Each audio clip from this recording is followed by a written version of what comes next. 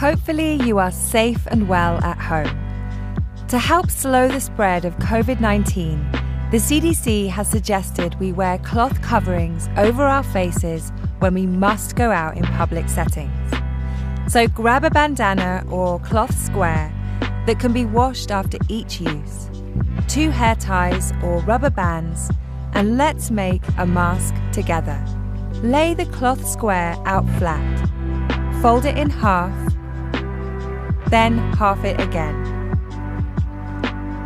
Take one of the hair ties or rubber bands and wrap around the cloth, pulling it through the center of the hair tie or rubber band. The hair ties or bands should be about 6 inches apart. Now, fold the outer edges of the cloth in, layering on top of each other. Pick up the bands on either side and wrap the bands around your ears. Remember, by social distancing, you're taking care of yourself and others. Let's all keep doing that.